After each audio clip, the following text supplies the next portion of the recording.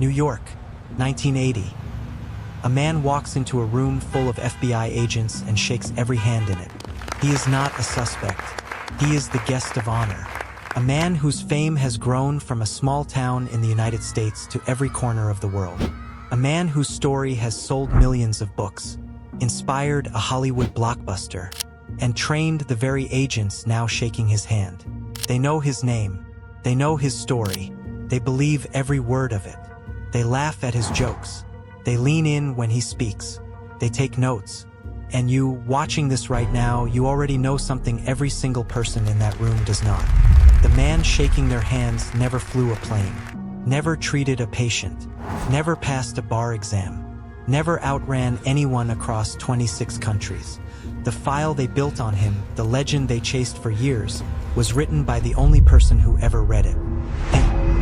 But here is what makes this room more disturbing than any crime scene. These are not ordinary people sitting across from him. These are FBI agents, the sharpest investigative minds in the most powerful law enforcement agency on Earth. Trained to detect deception, trained to question everything, and not one of them asked a single question. Because here is what nobody in that room knows yet, and what the world will spend the next 40 years finding out. Almost none of it ever happened. The con was never in the checkbook. The con was never in the uniform. The con was never in the fake diploma. The con, the real con, is happening right now, in this room, with these handshakes, with this applause, and it will keep happening for 40 more years, because nobody, not once, checked. He said he flew as a Pan Am pilot for years. Pan Am has no record of him. He said he practiced pediatric medicine in Georgia. The hospital has no record of him. He said he passed the Louisiana bar exam. The Louisiana bar has no record of him. He said the FBI hunted him across 26 countries. Investigators found no record of that either. He said he cashed $2.5 million in fraudulent checks before the age of 21.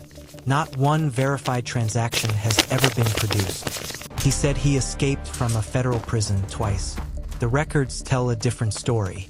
Steven Spielberg made a movie about him. Leonardo DiCaprio played him. The world gave him a standing ovation. And Frank Abagnale, the man with no verifiable past, became one of the most celebrated con men in American history. A man with no proof, no records, no witnesses, just a story.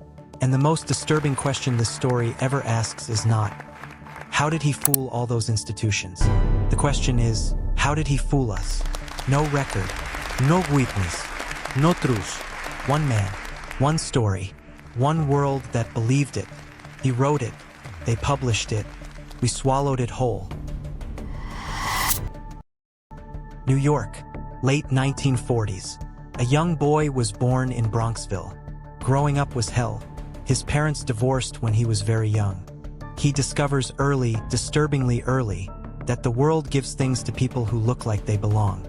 So he makes himself belong. His first victim was his own father. His father owned a stationery store and gave him a gasoline credit card and a truck to help him with a part-time job. Instead of just buying gas, Frank realized he could use the card to buy tires, batteries, and expensive car parts from local gas stations. Charge them to his father's card, collect a 50% cash kickback from the attendant, and walk away clean. Nobody questioned him. Nobody checked. At 16, Frank ran away from home to start the journey that led the whole world on for the next 40 years. His first attempt at impersonation was not sophisticated. He posed as a police officer, walked into a store with a fake badge claiming to investigate a matter, and was caught immediately. A toy gun, paper badge. He was 16 years old and already testing the edges of what confidence alone could do. He walked into a Pan Am uniform store and bought a pilot's uniform. Just like that. No training, no license, no flight hours, just a uniform and a face that said, "I have done this 1,000 times before."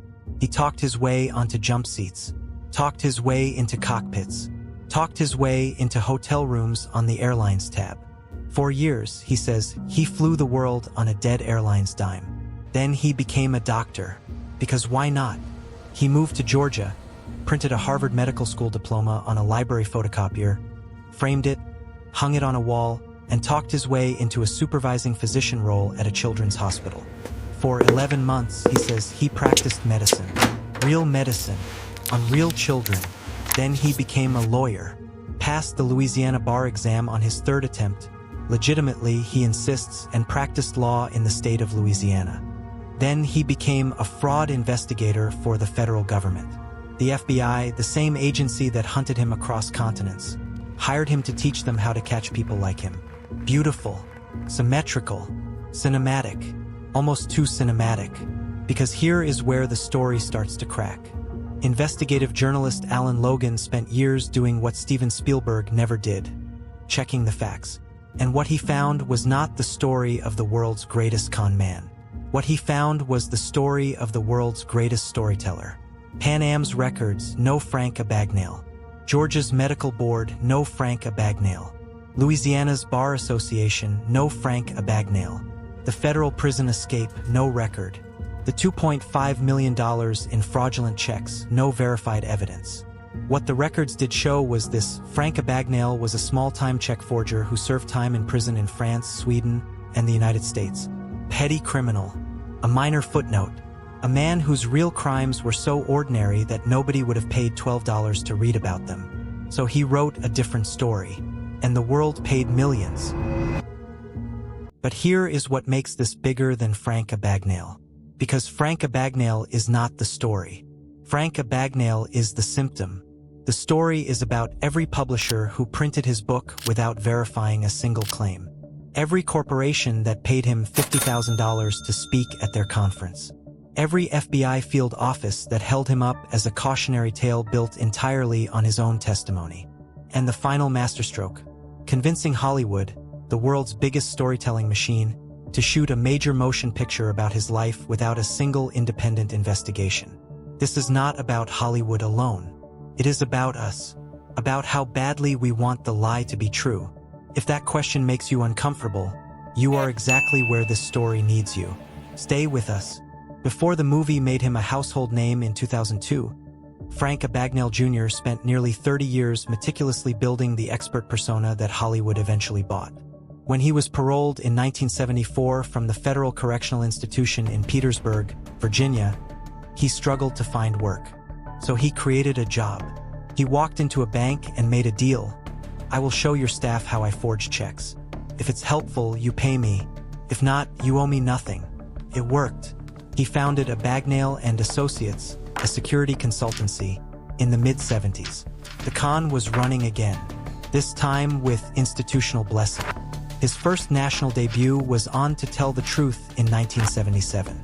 He successfully fooled the panel into believing his life story was even grander than it was. He appeared several times on The Tonight Show with Johnny Carson between 1978 and 1982. This is where he perfected the charming rogue character. He wore expensive suits and spoke with a polished, authoritative tone that made people forget he was a convicted felon.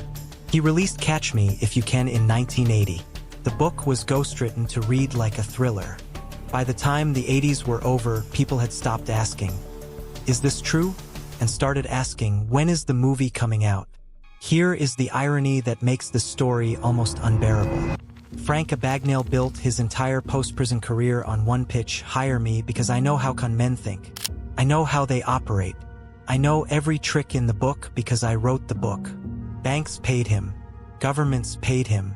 The FBI paid him to protect them from people exactly like him. Except the con he was running on all of them, right there in the conference room, in the consulting contract, in the keynote speech, was the same con he had always been running. The uniform was different.